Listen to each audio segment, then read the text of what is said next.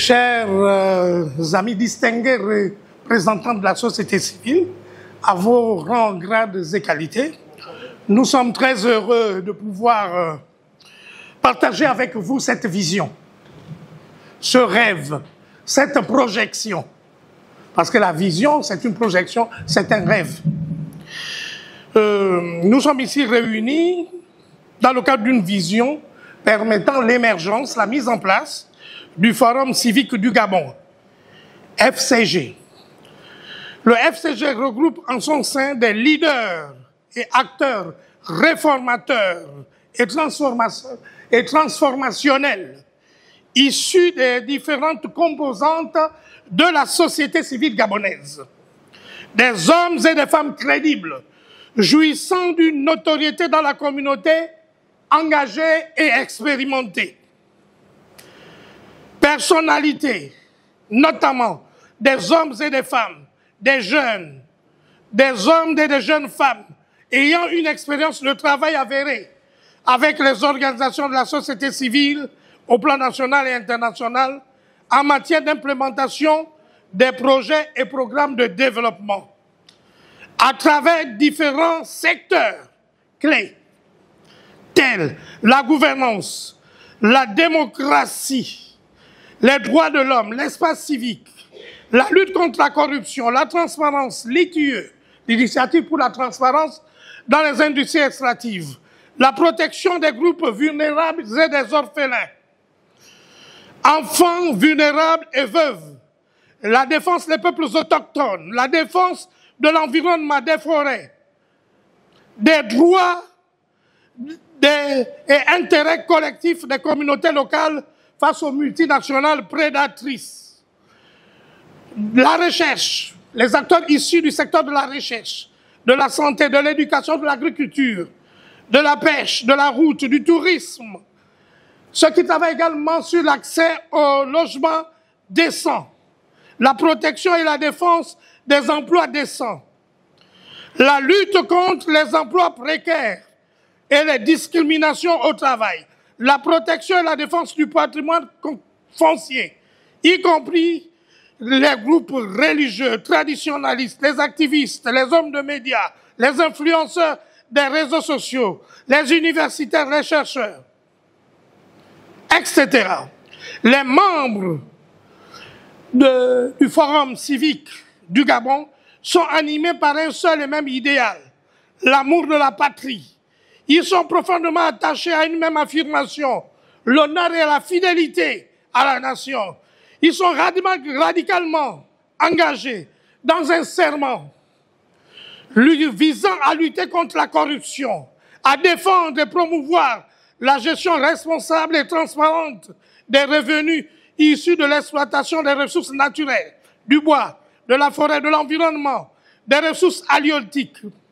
Ils militent pour la redistribution équitable de la richesse nationale, avec une option préférentielle en faveur des pauvres et des groupes vulnérables, des communautés où sont exploitées les matières premières, le bois et les ressources halieutiques.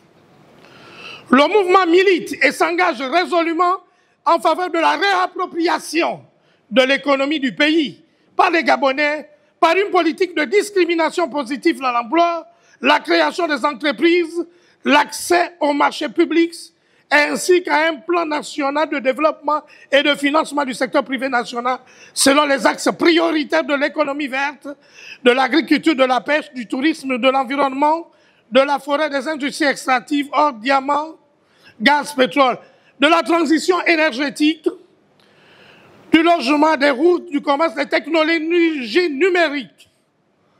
Le Forum civique du Gabon est un mouvement citoyen libre, issu de la société civile, dans sa diversité, qui croit à la transformation radicale du pays par la culture démocratique, la bonne gouvernance, la redevabilité et la transparence. Le Forum civique du Gabon milite de ce fait pour la mise en place d'un processus visant à promouvoir la bonne gouvernance dans la gestion des affaires publiques, la moralisation de la vie publique, le système national d'intégrité et la réalisation par le Gabon des exigences de la norme ITIE, Le Forum civique du Gabon, donc, prend ses racines dans l'affirmation de la nécessité de faire du Gabon un État bien gouverné. Donc, c'est un mouvement qui milite pour la bonne gouvernance, la gestion, comme je le disais, responsable des revenus. C'est un mouvement de bonne gouvernance, les acteurs qui défendent la bonne gouvernance, la lutte contre la corruption, parce que ce sont des fléaux qui sont à l'origine, n'est-ce pas, de l'État, de délabrement de l'économie du pays, l'état de sous-développement. Le sous-développement du pays est justifié par cela. La prise en otage des zones où sont exploitées nos matières premières, notre pétrole, notre or, notre diamant par des multinationales. Voilà le combat citoyen que la société civile doit mener pour être fort face à ces multinationales et pour mettre en place des lois favorables aux communautés, des lois favorables à l'ITIE, les lois favorables à l'environnement, les lois favorables à l'appropriation des richesses par les communautés. Quand vous faites le tour du Gabon, comme moi, quand vous allez à Etimbwe, c'est Etimbwe, dans le département de Timbwe, dans le Goué maritime, c'est Etimbwe qui produit l'essentiel de la richesse pétrolière et gazière du Gabon depuis 75 ans. Mais il n'existe rien là-bas. Les gens sont dans une extrême misère, dans une pauvreté. Nous, en tant qu'acteurs sociaux, nous ne pouvons pas l'accepter. Quand vous allez en Djolé, c'est le même État. C'est l'exploitation de l'homme. Les multinationales pillent nos richesses. Les populations n'ont pas de revenus. Il n'y a aucun développement au niveau local. Ces zones sont marquées par la précarité. À Mwanda, c'est la même chose. À Okondia, c'est la même chose. Comment on appelle ça? Dans l'Angounier, c'est la même chose. Dans les lacs. À Mandji, dans toutes les zones à Ikobe. C'est l'ordre d'Ikobe qui a financé l'effort de guerre de la France. C'est l'ordre du sud du Gabon qui a financé les guerres de la France, l'effort de guerre de la France en 1940. C'est l'ordre du Gabon. C'est les richesses du Gabon qui ne font que enrichir les multinationales. Et c'est le cas de Belinga. Donc nous devons porter au niveau du Parlement ces préoccupations, peser pour que des lois favorables aux communautés, à la population, pour que cet argent n'aille plus dans les paradis fiscaux, que des investissements issus de l'exploitation de matières premières soient mis en œuvre dans notre pays. C'est ce combat citoyen.